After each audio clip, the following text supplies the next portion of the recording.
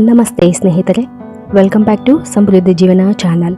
ಇವತ್ತಿನ ದಿನ ಬೆಳಗ್ಗೆ ಎದ್ದು ಸ್ನಾನ ಮಾಡುವಾಗ ಕೆಲವೊಂದು ಪರಿಹಾರ ಕ್ರಮಗಳನ್ನು ಪಾಲಿಸುವುದರಿಂದ ನಮ್ಮ ಜೀವನದಲ್ಲಿ ಹಲವಾರು ಬದಲಾವಣೆಗಳನ್ನು ಕಾಣಬಹುದು.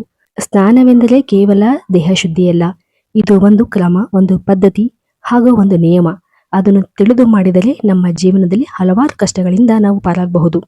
ಹೌದು, ಬೆಳಗ್ಗೆ ಎದ್ದು ಸ್ನಾನ ಮಾಡಿದರೆ ಸಾಕು, ಏನೋ ಒಂದು ತರಹದ ಉಲ್ಲಾಸ, ದೇಹ ಮನಸ್ಸು ಹಗುರವಾದ ಭಾವ ಮೂಡುತ್ತದೆ.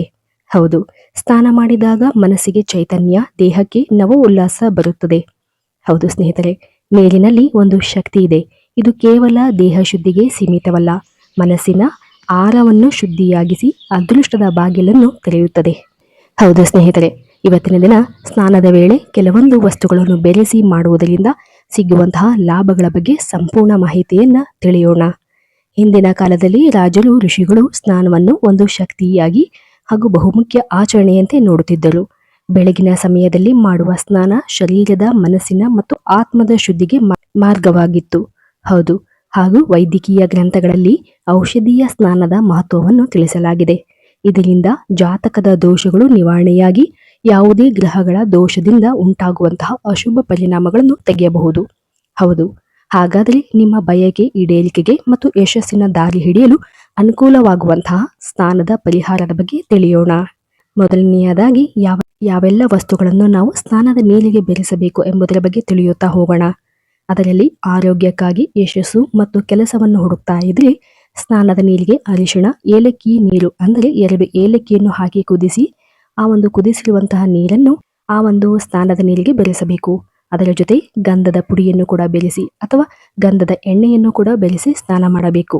ನಂತರ ತಪ್ಪದೆ ಪ್ರತಿನಿತ್ಯ ಸೂರ್ಯ ನಮಸ್ಕಾರ ಮಾಡಿ ಸೂರ್ಯನ ಮಂತ್ರವನ್ನು ಜಪಿಸುವುದರಿಂದ ನಿಮ್ಮ ಶತ್ರುಗಳು ನಾಶವಾಗುವುದರ ಜೊತೆ ಉದ್ಯೋಗದಲ್ಲಿ ಯಶಸ್ಸು, ಕೀರ್ತಿ ಹಾಗೂ ಸಾಕಷ್ಟು ಆರೋಗ್ಯಕರವಾದಂತಹ ಲಾಭಗಳನ್ನು ನೀವು ಕಾಣುತ್ತೀರಿ. ಹೌದು, ನಂತರ ನೋಡುವುದಾದ್ರೆ ಅತಿಯಾದ ಸಾಲದಿಂದ ಯಾವುದೇ ವ್ಯಕ್ತಿಯು ಯಾವುದೇ ರೀತಿಯಾದಂತಹ ಸಾಲವಿರಬಹುದು, ಲೋನ್ ಆಗಿರಬಹುದು ಅಥವಾ ಯಾವುದೇ ರೀತಿಯಾದಂತಹ ಹಣಕಾಸಿನ ಸಮಸ್ಯೆಗೆ ಸಂಬಂಧಪಟ್ಟಂತಹ ಸಂಕಷ್ಟದ ಪರಿಸ್ಥಿತಿಯಿಂದ ಹೊರಬರಲು ಈ ಒಂದು ಪರಿಹಾರವನ್ನ ಮಾಡಬಹುದು. ಅಂದರೆ 3 ಲವಂಗ, ಅರಿಶಿಣ ಮತ್ತು ಬೇವಿನ ಎಲೆಯನ್ನು 2 ರಿಂದ 3 ಎಲೆಗಳನ್ನು ಬೆರೆಸಿ ಸ್ನಾನ ಮಾಡಿ. ನಂತರ ದುರ್ಗಾದೇವಿಗೆ ಕೆಂಪು ಹೂವುಗಳನ್ನು ಪ್ರತಿನಿತ್ಯ ಅರ್ಪಿಸಿ. ನಂತರ ಪ್ರತಿನಿತ್ಯ ಋಣ ವಿಮೋಚನಾ ಮಂಗಳ ಸ್ತೋತ್ರವನ್ನು ಪಠಿಸಿದರೆ ಸಾಕು ಅಥವಾ ಕೇಳಿದರೆ ಸಾಕು, ಸಾಲದಿಂದ ಮುಕ್ತಿಯ ಜೊತೆ ಮತ್ತೆ ಸಾಲ ಮಾಡುವಂತಹ ಅವಶ್ಯಕತೆ ನಿಮಗೆ ಇರುವುದಿಲ್ಲ. ಇದನ್ನು ನಿರಂತರವಾಗಿ 48 ದಿನಗಳ ಕಾಲ ಪಠಿಸಿ ಅಥವಾ 48 ದಿನಗಳ ಕಾಲ ಈ ಒಂದು ಪರಿಹಾರವನ್ನು ಮಾಡಬೇಕಾಗುತ್ತದೆ. ಹೌದು, ನಂತರ ನೋಡುವುದಾದರೆ ಮದುವೆ ಹಾಗೂ ಉದ್ಯೋಗಕ್ಕಾಗಿ ಪ್ರತಿನಿತ್ಯ ಸ್ನಾನದ ನೀರಿಗೆ ಅರಿಶಿಣವನ್ನು ಬೆರೆಸಿ ಸ್ನಾನ ಮಾಡಿ. ಸ್ನಾನದ ನಂತರ ವಿಷ್ಣುವಿನ ಫೋಟೋ ಅಥವಾ ಮೂರ್ತಿಗೆ ಅರಿಶಿಣವನ್ನು ಅರ್ಪಿಸುವುದರಿಂದ ನಿಮ್ಮ ಸಕಲ ಇಷ್ಟಾರ್ಥಗಳು ಕೂಡ ನೆರವೇರುತ್ತವೆ ಸ್ನೇಹಿತರೆ.